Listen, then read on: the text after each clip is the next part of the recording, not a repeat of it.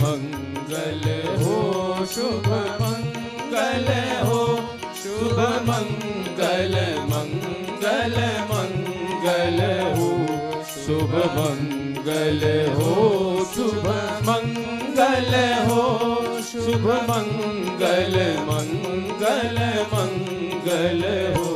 नभ मंगल हो, जल मंगल हो, नभ मंगल हो, जल मंगल हो, धरती का कण कण मंगल हो, धरती का कण कण मंगल हो, शुभ मंगल हो, शुभ मंगल हो, शुभ मंगल मंगल मंगल हो, शुभ मंगल हो, शुभ मंगल हो, शुभ मंगल मंगल मंगल हो।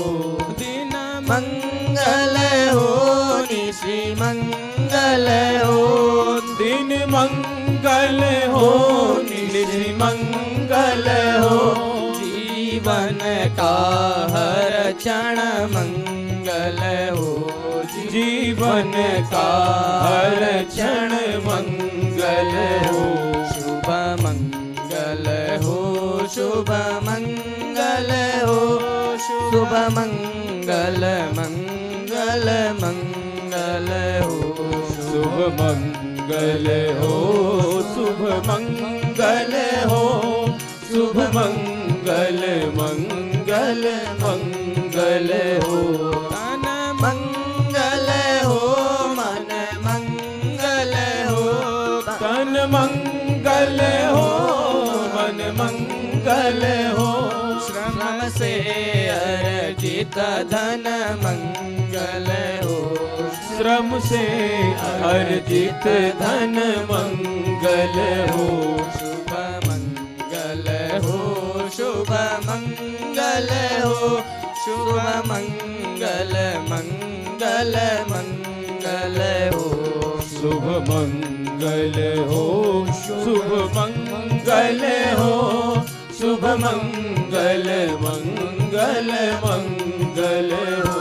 मति मंगल हो, गति मंगल हो, मति मंगल हो, गति मंगल हो, मानव की हर कृति मंगल हो, मानव की हर कृति मंगल हो, शुभ मंगल हो, शुभ मंगल हो, शुभ मंगल मंगल मंगल हो, शुभ मंगल हो, शुभ मंगल हो, शुभ मंगल मंगल मंगल हो, शुभ मंगल मंगल मंगल हो, शुभ मंगल मंगल मंगल हो।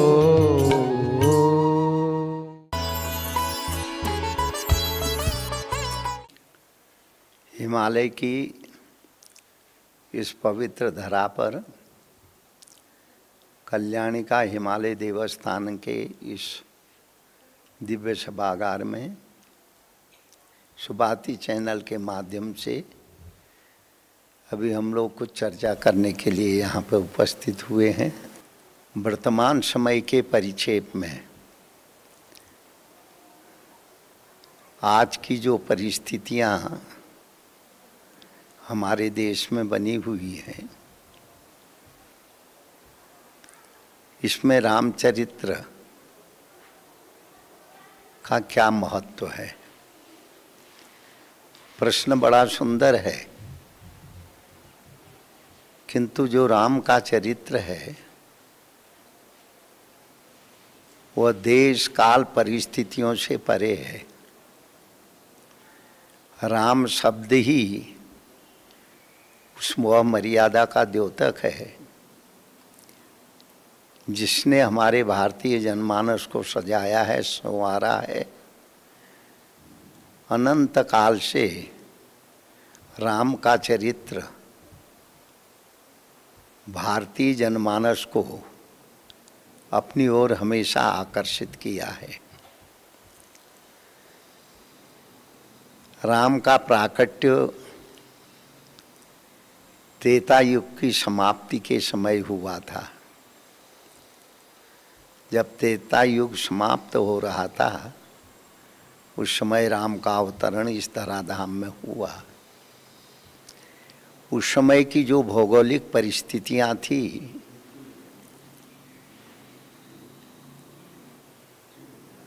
वो एक विस्फोटक स्थिति की ओर जा रही थी। रावण का साम्राज्य और पूरे आर्यावर्त पर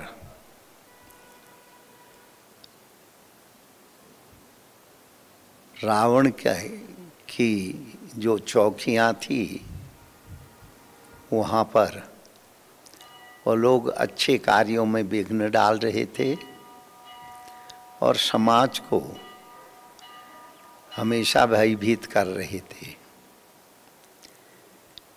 विश्वामित्र सरी के महापुरुष, जिन्होंने, अगर हम पौराणिक कथाओं के माध्यम से पढ़ते हैं, उन्होंने दूसरी सृष्टि भी रची थी। इतने बलशाली महापुरुष थे। उन्होंने अनंत काल तक साधना की थी और साधना के माध्यम से उनको वह शक्तियां प्राप्त हुई थी जो विश्व में किसी के पास भी नहीं थी। किंतु वही विश्वामित्र जब गंगा जी के पावन तट पर अपना आश्रम बना करके निवास कर रहे थे, आज की भाषा में वो बस्तर कहलाता है, बक्सर। उस समय वह जो है सिद्धाश्रम कहलाता था। तो विश्वामित्र वहाँ पे यज्ञ करते थे, उपासना करते थे और संतों के साथ वहाँ पे निवास भी करते थे। जब विश्वामित्र जी यज्ञ आदि करते थे, खरदू, मारी, सुबाहु, सरीके आसुरी प्रवृत्ति के लोग उनके यज्ञ में विघ्न कर देते थे। उनके यज्ञ को पूरा नहीं होने देते थे। जब वो आहुति देते थे, ऊपर से गंदी वस्तुएं यज्ञ कुंड के ऊपर अदृश्य होकर के वो फेंक देते थे, जिससे यज्ञ अपवित्र हो जाता था, अग्नि बुझ जाती थी। तो मानस की पंक्तियों में गोस्वामी तुलसीदास जी ने इसको बड़ी सुंदर शब्दों में कहा,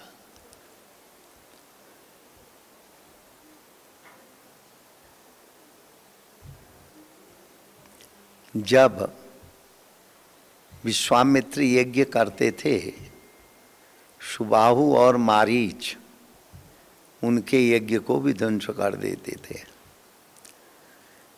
मैं आपको पहले बताया कि विश्वामित्र बहुत शक्तिशाली महापुरुष थे। उन्होंने अपने तप के तेज से विलक्षण शक्तियां भी प्राप्त की थी। अगर हम पौराणिक कथाओं को ही प्रमाण के रूप में माने तो उन्होंने दूसरी सृष्टि की भी रचना की थी, ऐसी हम पुराणों में कथा पढ़ते हैं।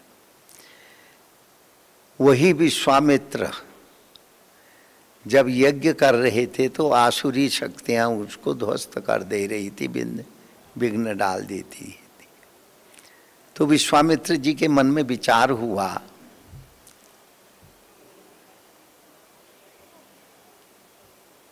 ये असुरों का वध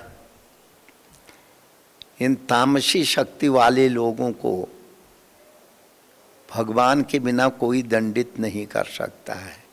गाधि तनय मन चिंता व्यापी, हरि बिन मरई न निश्चर पापी। इनको तो परमात्मा ही किसी रूप में आकर के इनका वध कर सकता है। तो महाराजा दशरथ के यहाँ जाते हैं, उनसे पुत्र की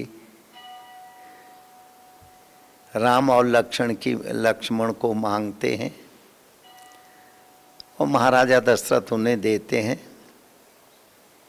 और राम और लक्ष्मण गुरुकुल से विद्या अध्ययन करके आए ही थे। उसी समय विश्वामित्र राम और लक्ष्मण दोनों को अपने सिद्धाश्रम में यज्ञ की रक्षा के लिए ले जाते हैं। वैसे बाल चरित्र में भी राम का चरित्र बड़ा विलक्षण है। माता पिता के पितृपुत्र का क्या कर्तव्य है, समाज के प्रति शासक का क्या कर्तव्य है, मित्रों के बीच में, सखाओं के बीच में कैसा व्यवहार करना चाहिए, ये भगवान के राम के बालपन के चरित्र से ही ये हमको सीखने को मिलता है। और विश्वामित्र ने मांगा और दशरथ ने दिया और राम और लक्ष्मण विश्वामित्र के साथ वन की ओर चल दिए सिद्धाश्रम में महापुरुषों की सुरक्षा के लिए। इसीलिए हमारे भारतीय परंपराओं में, भारतीय जनमानस में रामो विग्रहवान धर्म कह करके राम के व्यक्तित्व का वर्णन किया गया है। राम साक्षात धर्म के विग्रह हैं। वहां जाकर के उन्होंने विश्वामित्र के यज्ञ की रक्षा की। सुबाहु मारीच को उन्होंने जो है उसको बाण के द्वारा मार दिया, पर सुबाहु को मानस में लिखा है बिन फर बाण राम ते ही मारा, शत योजन गा सागर पारा। बिना फर का बाण उन्होंने सुबाहु के ऊपर चलाया और 100 योजन की दूरी में समुद्र के किनारे लंका के नज़दीक में जाके गिरा। इससे यह पता लगता है राम की व्यापकता, राम का व्यक्तित्व। राम ने सुबाहु को जान से नहीं मारा, पर वहाँ से उसको हटा दिया और वह जो है लंका समुद्र के बीच में रावण के नज़दीक जाकर के गिरा। और इससे भी राम का व्यक्तित्व हमको समझने को मिलता है। और जगह भी उसको भेज सकते थे या मार भी सकते थे, तो इसलिए उन्होंने वहीं क्यों उसको भेजा? क्योंकि रावण का आसुरी साम्राज्य पूरे आर्यावर्त में फैला हुआ था और यह जो सिद्धाश्रम है वहाँ की चौकी में सुबाहु और मारीच रहते थे। और आगे जो हम लोग राम के चरित्र, राम के व्यक्तित्व के विषय में चर्चा करेंगे, दंडक वन के अंदर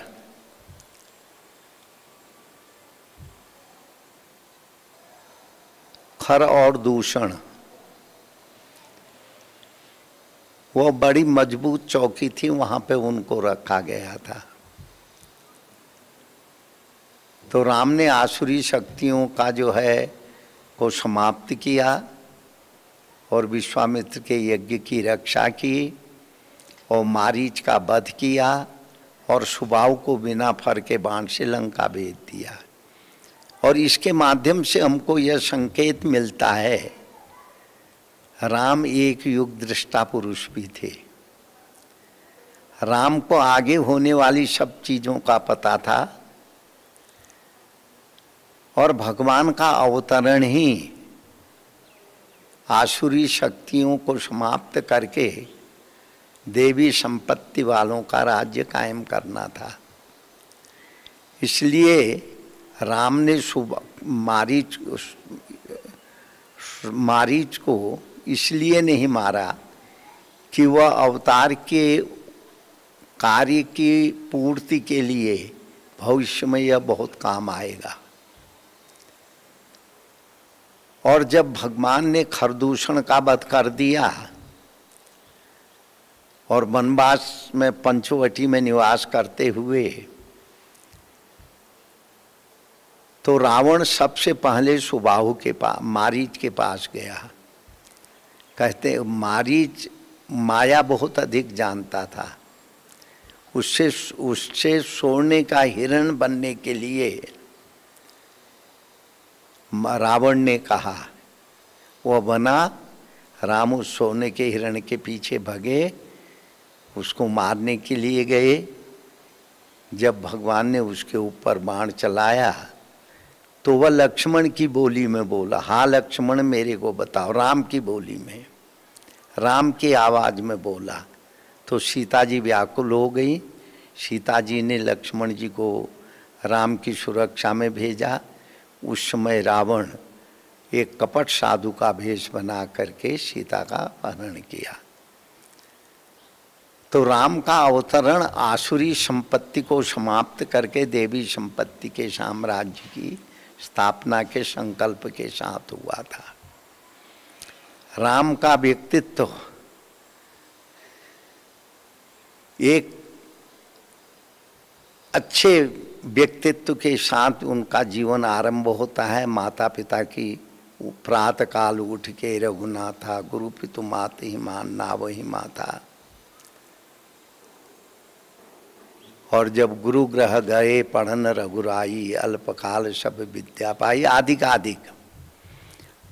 मानस की पंक्तियों में तो इसका वर्णन जरूर मिलता है, किंतु वाल्मीकि रामायण के अंदर यह कथा बड़ी विस्तार से कही गई है। तो वर्तमान समय के अंदर, वर्तमान समय के परिक्षेप में जो आज हमारे देश के अंदर एक विषम परिस्थितियों के बीच से हमारा देश गुजर रहा है। शासन जो भी अच्छा कार्य करना चाहता है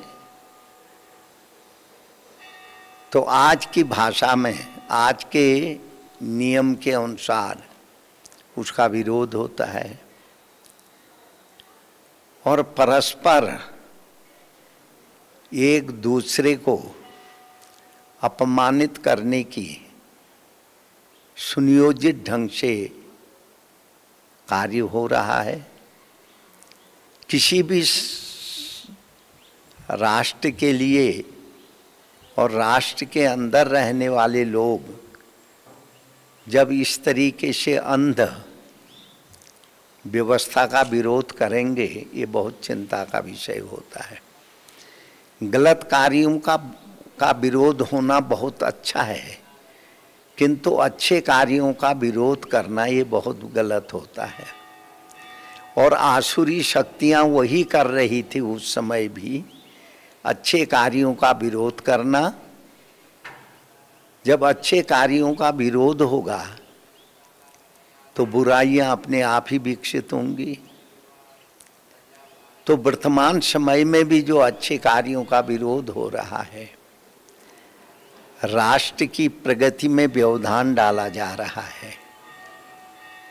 तो वर्तमान समय के परिक्षेप में जो त्रेता में राम के अवतरण के समय की परिस्थितियां थी, उस समय की परिस्थितियां कुछ भिन्न हो सकती थी, किंतु समाज को बलगलाना, समाज को गलत रास्ते की ओर डाल देना और राष्ट्रीय संपत्ति का दुरुपयोग करना, उसको नुकसान पहुंचाना, ये इन्हीं चीज़ों के बीच की वस्तु है। तो वर्तमान समय के परिक्षेप में अगर हम राम के व्यक्तित्व को देखें और उनके बताए हुए मार्ग की ओर चलें तो ये आसुरी शक्तियों को जिस तरीके से राम ने पराजित करके अच्छे व्यक्तियों को जो है शासन पर बैठाया, अच्छे व्यक्तियों को शासन करते वक्त प्रोत्साहित किया, तो ये आज के परिक्षेप में भी जो उस समय राम के व्यक्तित्व की महिमा थी, राम के व्यक्तित्व का प्रभाव था, वो आज के समय में भी समीचीन है, उसकी आवश्यकता है। इसलिए त्रेता युग का वातावरण रहा हो या वर्तमान समय के परिक्षेप का वातावरण रहा हो, तो इसके लिए राम का वो उदात्त चरित्र आसुरी संपत्ति को समाप्त करने का संकल्प निश्चरहीन करो मई, भुज उठाए पनकीन। और जो अच्छे व्यक्ति थे, जो वन में तपस्या करने वाले महापुरुष थे, उनको अनाश बिना कारण आसुरी संपत्तियां उनको नुकसान पहुंचा रही थी, उनको समाप्त कर रही थी। तो राम ने उन महापुरुषों के बीच में कहा, क्योंकि जब राम दंडकारण्य की ओर जा रहे थे, रास्ते में ऋषि मुनियों के उनको आश्रम मिले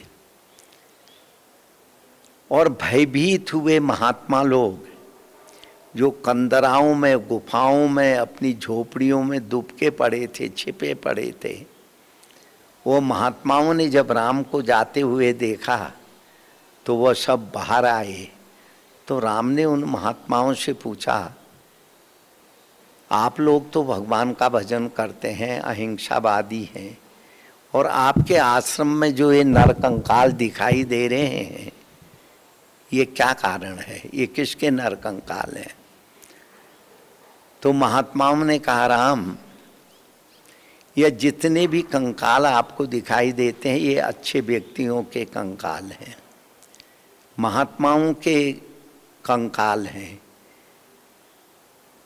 मुनिवर सकल निशाचर खाए, निरापराध संत जो भगवान का भजन कर रहे थे, साधन कर रहे थे, तप कर रहे थे, यज्ञ कर रहे थे, उनको ऋषियों, ये राक्षसों ने मार दिया और उनको खा गए और उनकी हड्डियां यहाँ पे बखेर दी। तो गोस्वामी तुलसीदास जी ने मानस की पंक्तियों में इसको इस रूप में पेश किया है, सुनत राम लोचन जल छाए।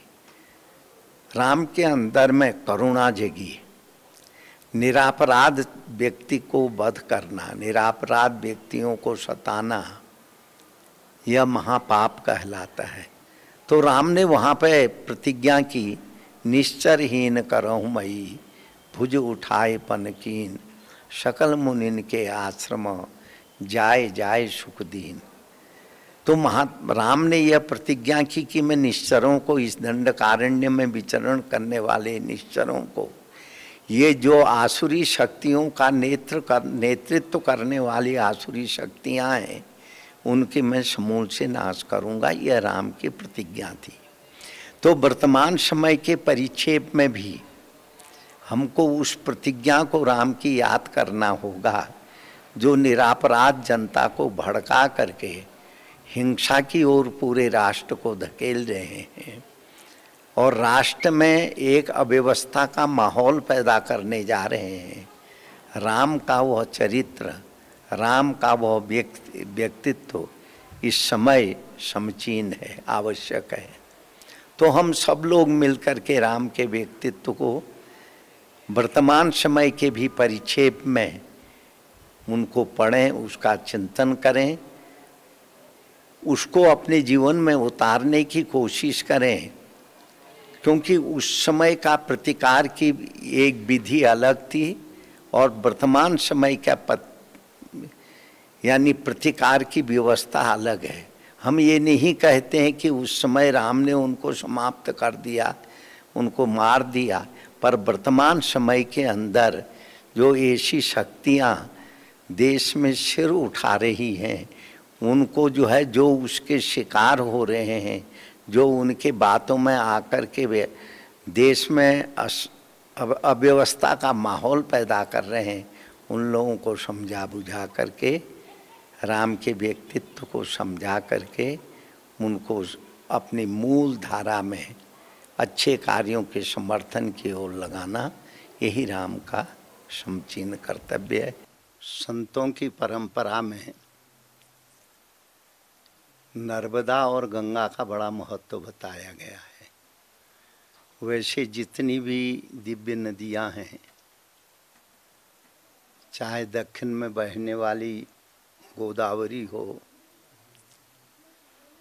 तुंगभद्रा हो, और भी जितनी नदियां हैं, महत्व सबका है। क्योंकि दो नदियों का महत्व विशेष इसलिए बताया गया है, उनका संबंध तप से और तप के द्वारा अर्जित जो ज्ञान है उससे है। इसलिए हमारे संतों ने बताया है, रेवा तटे तपंकुर्यात, नर्मदा जी के तट पर तपस्या करो, साधना करो, संयम करो। साधना के द्वारा अंतःकरण की शुद्धि होती है और तप के द्वारा भगवान की प्रसन्नता होती है और संयम के द्वारा इंद्रियों का निग्रह होता है।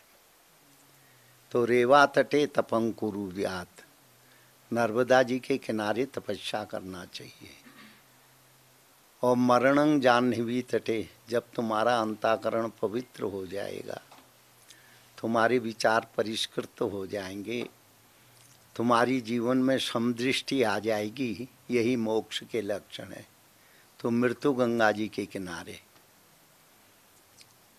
अंतःकरण की शुद्धि के लिए नर्मदा का तट और मोक्ष की प्राप्ति के लिए गंगा जी का तट, ऐसे हमारे संतों की मान्यता है। इसलिए नर्मदा जी के किनारे हर वर्ष 13 से 14 हजार साधक पैदल पैदल नर्मदा जी की परिक्रमा करते हैं। उस परिक्रमा में वह यायावरी जीवन जीते हैं, नर्मदा के तट पर ही सोते हैं, नर्मदा ही में स्नान करते हैं और नर्मदा के किनारे जितने पवित्र तीर्थ हैं उन तीर्थों में जा कर के साधना करते हैं। लगभग 3 साल 3 महीने 13 दिन में यह परिक्रमा पूरी होती है।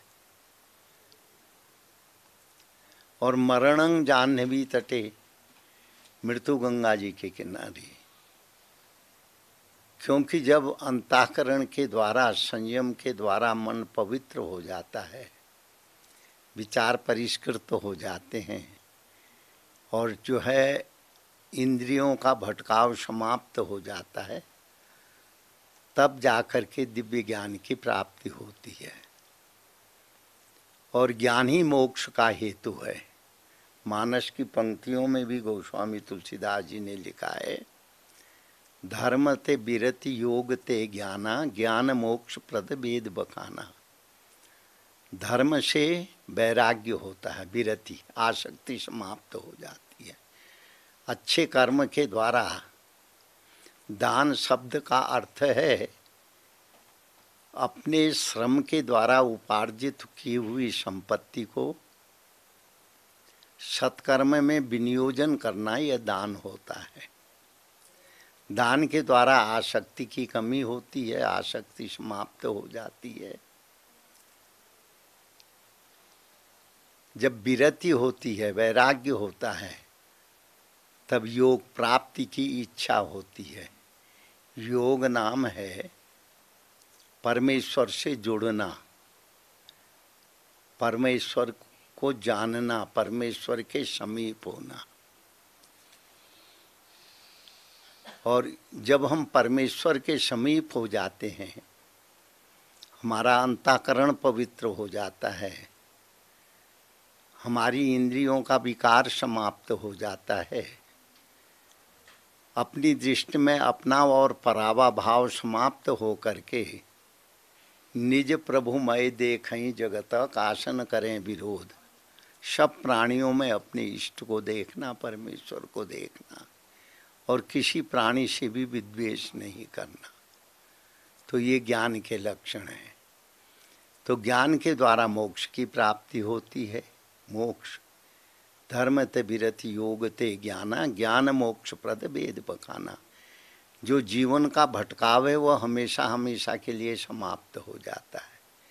जो अविद्या हमारे मन को चंचल की हुई है वह विद्याएं समाप्त हो जाती है, तो जीव शांति की प्राप्ति करता है। तो हमारे संतों में जो भी अच्छे संत हैं, जब कोई शिक्षा ग्रहण करता है, संन्यास लेता है, तो पहले महात्मा लोग उसको नर्मदा जी के किनारे भेज देते हैं। नर्मदा जी के तट पर उनको भेजा जाता है। वहाँ नर्मदा जी के किनारे तपस्या करो। और नर्मदा जी की भौगोलिक स्थिति ऐसी है, विंध्याचल और सतपुड़ा पर्वत के बीच से नर्मदा जी प्रवाहमान है। सतपुड़ा भी बड़ा जंगल है, पर्वतीय क्षेत्र है विंध्याचल का, और विंध्याचल का ही एक अंश, एक पार्ट जो है वो सतपुड़ा बना है। अमरकंटक जो है, अभी हमारी ये बच्ची गीत गा रही थी, माँ अमरकंठ वाली, तो जहाँ से नर्मदा नदी का उद्गम हुआ है वो बंसेश्वर महादेव हैं। वहीं से नर्मदा यानी विंध्याचल दो भागों में विभाजित होता है, उत्तर तट और दक्षिण तट। नर्मदा जी के बाएं तरफ जो है दक्षिण तट कहलाता है, और दाहिनी तरफ जो है विंध्याचल कहलाता है। तो नर्मदा जी के किनारे दोनों तट से साधकों को यात्रा करनी होती है, और देवताओं की प्रसन्नता उत्तर के तट में होती है, और पितरों का मोक्ष दक्षिण तट में प्रवेश करने से, साधना करने से मिलता है। तो इस तरीके से 3 साल 3 महीने 13 दिन तक विधिवत परिक्रमा होती है। तब साधक की संपूर्ण मनोकामनाएं पूरी होती हैं, और वह भगवान के नज़दीक जाता है। मरणं जाह्नवी तटे, अंत समय में ज्ञान की उसको प्राप्ति हो जाती है। तो ये विंध्याचल और सतपुड़ा के बीच में बहने वाली ये नर्मदा नदी के किनारे कोई विशालकाय शहर नहीं है। पहले जब हम लोग परिक्रमा किए थे उस समय कोई बांध भी नहीं था। अब तो बांध बहुत बन गए हैं, बड़े बड़े बांध बन गए हैं, किंतु नर्मदा जी की पवित्रता उसी तरह से, कोई बड़ा शहर न होने के कारण वहाँ पर कोई गंदा नाला भी नर्मदा जी में नहीं पड़ता। एक है नदी, एक शहर है जबलपुर, पर जबलपुर नीचे है, नर्मदा ऊपर से बहती है, यानी जबलपुर नीचे। और वहाँ की जनता इतनी जागरूक है, उन्होंने कोई भी गंदा पानी सीवेज नर्मदा जी में नहीं जाने दिया। जगह जगह पर उसका फिल्टर करके वो पानी को खेतों में डाल देते हैं वो लोग। तो नर्मदा जी की पवित्रता भी विद्यमान है। और नर्मदा के किनारे हमारे संतों में कहावत है, कांटा भाटा आटा नर्मदा के किनारे नहीं घाटा। नर्मदा किसी को भूखा नहीं रखती है, नर्मदा किसी को भटकने नहीं देती है, और नर्मदा माँ की तरह साधक का पालन करती है। ये हमारा व्यक्तिगत अनुभव भी है। तो साधना के लिए नर्मदा जी का तट, ज्ञान के लिए गंगा जी का तट, दोनों भगवान के शिव के मस्तक से गंगा जी की उत्पत्ति हुई है, सिर जटाओं से गंगा जी निकली हैं, और नर्मदा जी जो है शंकर जी के कंठ से निकली है। आदो अमर कंठे त्रिभुवन विवरे कल्पदासां कुमारी। और नर्मदा जी चिरकुमारी है। नर्मदा जी के तट पर साधक, जो भी साधक साधना करते हैं, उन्हें अपने लक्ष्य की प्राप्ति भी हो जाती है। यह नर्मदा जी का महात्म है। इसलिए जीवन में जिनको शांति प्राप्त करनी हो, नर्मदा तट पर तप करें, और जिनको ज्ञान प्राप्ति की आत्मानंद में अपने को रखना हो, वो गंगा जी के किनारे रहें। पुण्य भूमि हिमालय की इस पवित्र धरा पर, जहाँ बद्रिकाश्रम, कैलाश, मानसरोवर और नंदा देवी के पर्वत शिखर, हिमगिरी शिखर में के मध्य में कल्याणिका हिमालय देवस्थानम चारों तरफ वनस्थली से घिरा हुआ है और शिव शक्ति रेखा के मध्य में यह स्थापित है। हिमालय की भूमि हमेशा महापुरुषों के द्वारा सेवित रही है। हिमालय की भूमि में ही हमारे प्राचीन ऋषियों ने साधना के माध्यम से इस व्योम में फैली हुई भगवान की वह दिव्य वाणी, वेदों के मंत्रों को श्रवण किया, सुना। फिर उन्होंने ही इसको लिपिबद्ध करके संसार को वो उस ईश्वरीय ज्ञान प्रदान किया। यहाँ पे इसकी स्थापना का उद्देश्य माँ की प्रेरणा ही है। यहाँ जो श्रीयंत्र की स्थापना हुई है वह 16 कुंटल 75 किलो है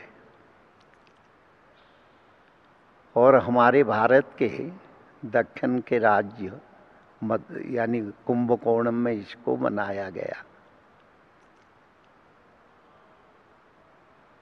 वहाँ के कारीगरों के द्वारा यह श्रीयंत्र को तैयार किया। इसके पश्चात यहाँ पे इसकी स्थापना हुई। हमारे शास्त्रों में श्रीयंत्र की पूजा का बहुत बड़ा महत्व है। श्री सुंदरी सेवित तत्पराणाम भोगश्च मोक्षश्च करावलंबम। माँ पराम्बा भगवती की उपासना से, उनके दर्शन से साधकों को जीवन को चलाने के लिए जिन वस्तुओं की आवश्यकता है वो भी प्राप्त होता है और अंत में मोक्ष की भी प्राप्ति हो जाती है। इस आश्रम के अंदर माँ की आराधना अहर्निश होती रहती है। श्री सूक्त का पारायण होता है, रोज श्री सूक्त का हवन भी होता है और भी अनेक तरह की गतिविधियाँ उपासना के उसमें यहाँ पे होती रहती हैं। वैसे श्री विद्या की उपासना के अनेक विधि विधानों का वर्णन हमारे ग्रंथों में लिखा है, पर यह जो पीठ बनाई गई है सिर्फ ध्यान पीठ के रूप में बनाई गई है। यहाँ आकर के साधक लोग श्रीयंत्र के सामने जो बना है बैठने का स्थान, वहाँ बैठ करके माँ का ध्यान करते हैं। हमारी साधना पद्धति में भी ध्यान का विशेष महत्व है। ध्यान के माध्यम से हम अपनी इंद्रियों को, अपने मन को वश में करते हैं। मन का जो भटकाव है वो रुक जाता है। वह परमात्मा की वह दिव्य अनुभूति का संचार होने लगता है। तो इसलिए यहाँ पे माँ की प्रेरणा से ध्यान पीठम की स्थापना की गई है। और अनेक साधक लोग यहाँ आकर के यहाँ पे ध्यान के माध्यम से साधना करते हैं। भारत ही नहीं अपितु भारत के बाहर वाले देश वाले भी यहाँ आते हैं। यहाँ पे ध्यान का क्रम भी सिखाया जाता है और साधकों को ध्यान के द्वारा माँ की अनुकंपा के विषय में भी बताया जाता है, जिसका लाभ लोग ले रहे हैं। यह तो है यानी पीठ की स्थापना का जो है इतिहास, किंतु आगे की से चरित्र निर्माण भी हमारी भारतीय संस्कृति, वैदिक संस्कृति का एक महत्वपूर्ण अंग है। जब तक हमारा चरित्र ठीक नहीं रहेगा, तब तक हमारी सोच भी ठीक नहीं रहेगी, तब तक हमारे विचार भी परिष्कृत नहीं होंगे। वर्तमान समय में जो वातावरण बना हुआ है, यह वातावरण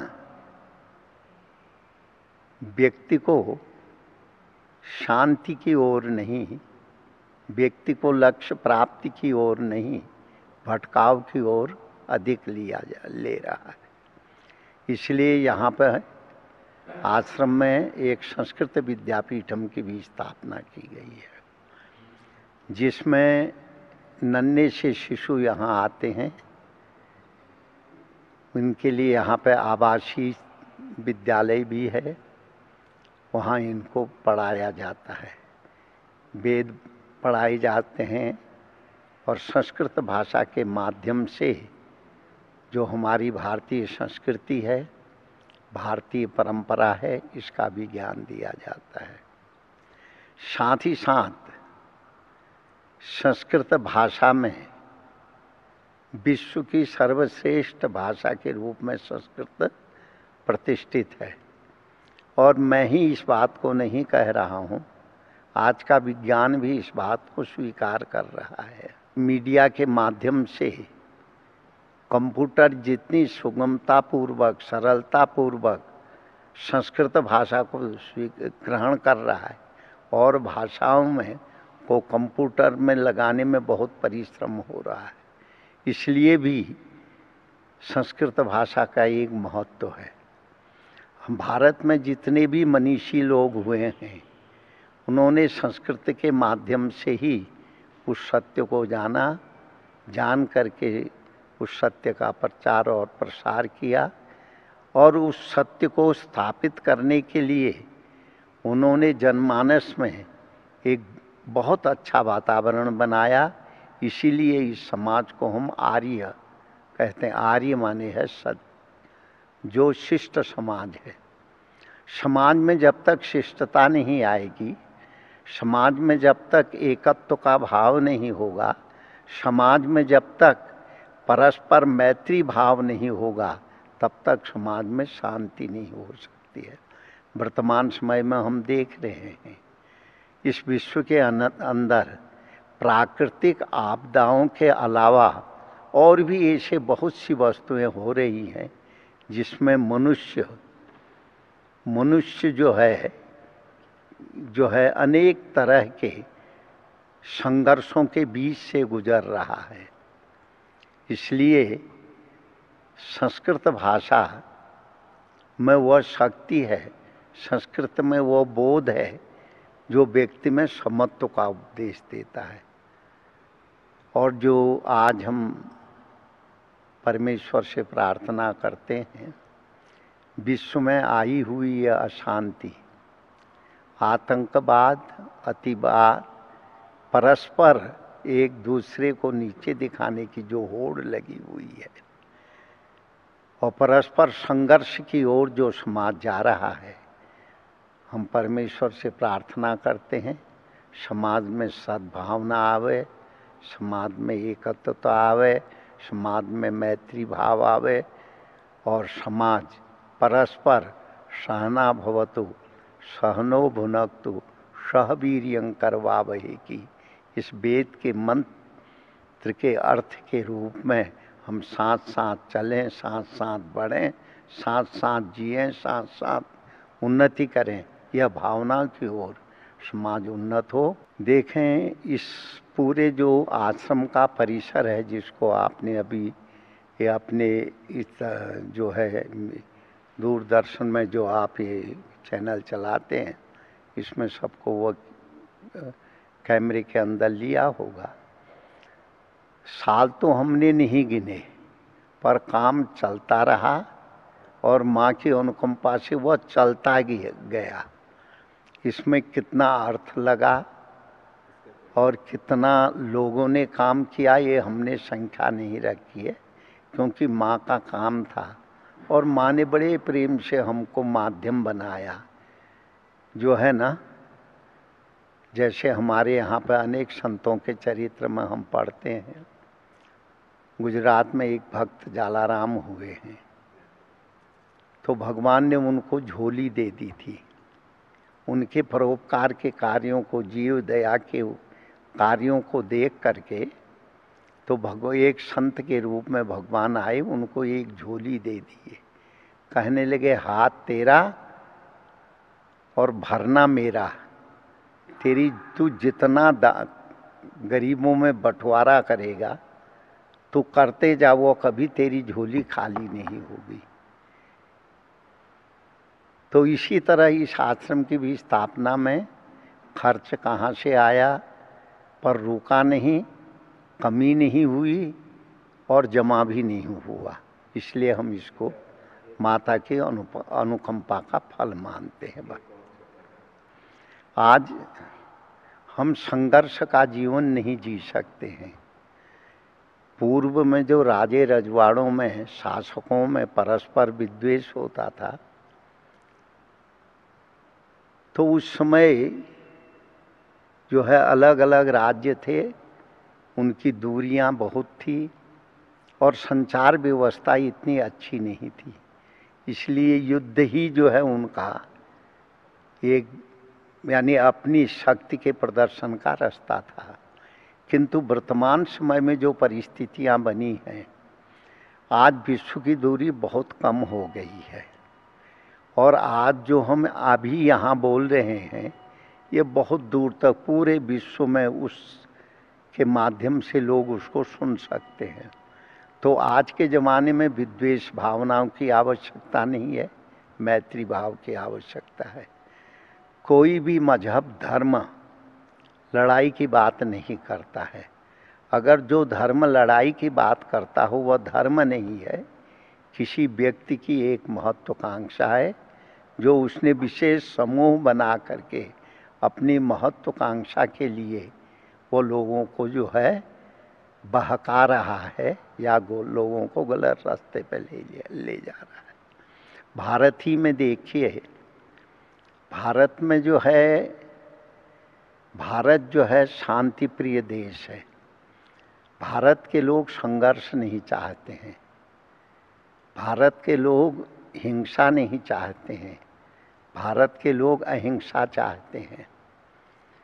पूर्व में कुछ हुआ है गलत, तो अगर वो गलत स्थानों में अगर सत्य अपने को प्रकट कर रहा हो, तो उस समाज का भी दायित्व तो बनता है, वो भी सत्य को स्वीकार करके वो वस्तु में सब में भाईचारे का वातावरण रखें, उसको प्रतिष्ठा का प्रश्न न बनाए। क्योंकि पहले भी जब वो स्थानों में एक समाज को नीचा दिखाने के उद्देश्य से ही उनको खंडहर बना करके नई चीज बना दी गई, चाहे उपासना स्थली हो, चाहे कोई बहुत बड़ा महल क्यों न हो, तो वह चीज़ की पुनरावृत्ति या वह चीज़ के लिए वह लोग दुराग्रह न करें, सत्य को स्वीकार करें, जो अवशेष प्राप्त हो रहे हैं उसको स्वीकार करें और आपस में भाईचारा बनाएं। हम तो यही कह सकते हैं। और भाईचारा ही सबसे अच्छा है, प्रेम भाव ही सबसे अच्छी है। लड़ाई कभी भी अच्छी नहीं होती है, क्योंकि नुकसान दोनों पक्षों का होगा और जो है उससे भला किसी का नहीं होगा और जो राष्ट्र की प्रगति है वो रुक जाएगी। राष्ट्र और पीछे चला जाएगा। इसलिए इस राष्ट्र में रहने वाले, विशेषतः हम भारत के लोगों से कहते हैं, इस देश में रहने वाले लोग भाईचारे से रहें। जो जिसकी वस्तु है और जो सत्य उन वस्तुओं उन चीज़ों से प्रकट हो रहा है, उसको स्वीकार करके भाईचारे का वातावरण बनाएं। हम अपने स्वार्थ से अगर ऊपर उठें, सत्य को सत्य मानें और अपने इतिहास को, पुराने इतिहास को देखें और वर्तमान समय में वह कहाँ खड़े हैं ये भी देखें। मैं आपको एक उदाहरण देता हूँ।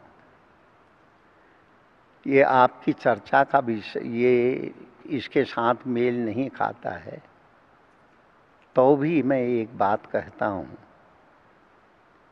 पाकिस्तान के राष्ट्रपति मुशर्रफ इंडोनेशिया गए थे। उस समय पेपरों में भी ये बातें निकली थी।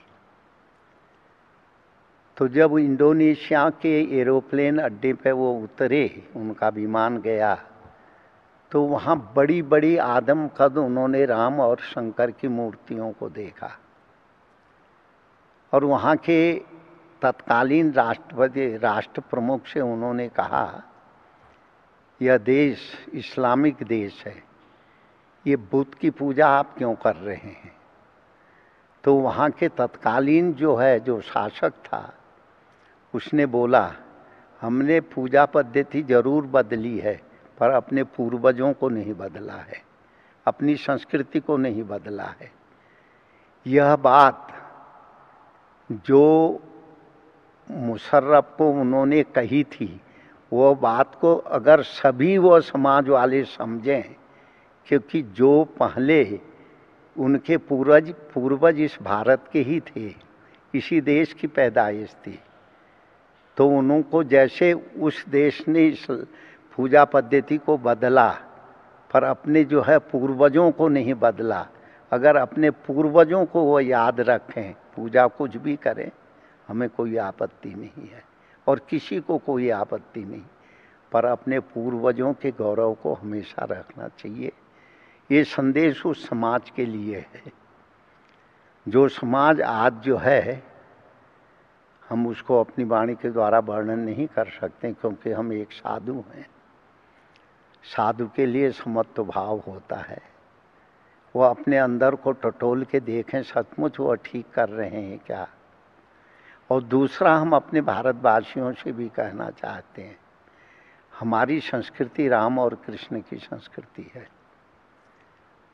हमारा संदेश संत महात्माओं का संदेश है।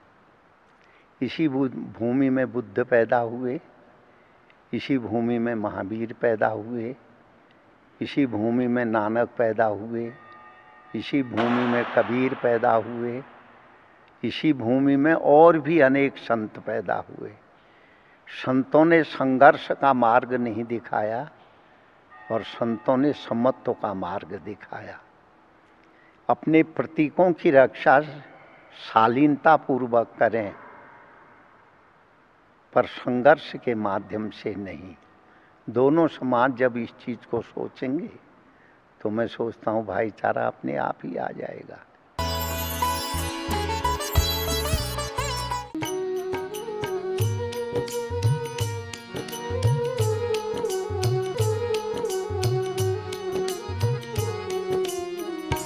शुभ मंगल हो, शुभ मंगल हो, शुभ मंगल मंगल मंगल हो, शुभ मंगल हो, शुभ मंगल हो, शुभ मंगल मंगल मंगल हो।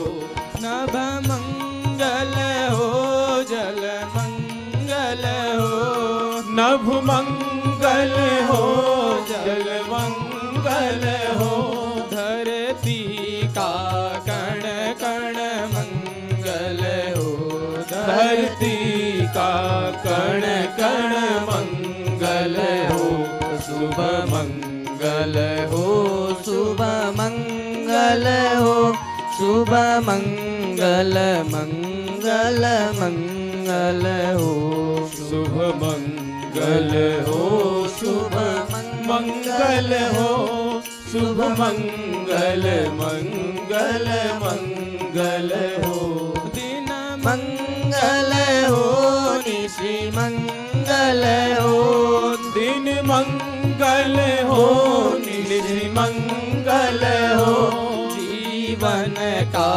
हर क्षण मंगल हो जीवन का हर क्षण मंगल हो शुभ मंगल हो शुभ मंगल हो शुभ मंगल मंगल मंगल हो शुभ मंगल हो शुभ मंगल हो शुभ मंगल मंगल मंगल हो तन मंगल हो मन मंगल हो तन मंगल हो मन मंगल हो श्रम से अर्जित धन मंगल हो श्रम से अर्जित धन मंगल हो शुभ मंगल हो शुभ मंगल हो शुभ मंगल मंगल मंगल हो शुभ मंगल हो शुभ मंगल हो शुभ मंगल मंगल मंगल हो मति मंगल हो गति मंगल हो मति मंगल हो गति मंगल हो मानव की हर कृति मंगल हो मानव की हर कृति मंगल हो शुभ मंगल हो शुभ मंगल हो शुभ मंगल मंगल मंगल हो शुभ मंगल हो शुभ मंगल हो शुभ मंगल मंगल मंगल हो शुभ मंगल मंगल मंगल हो शुभ मंगल मंगल मंगल हो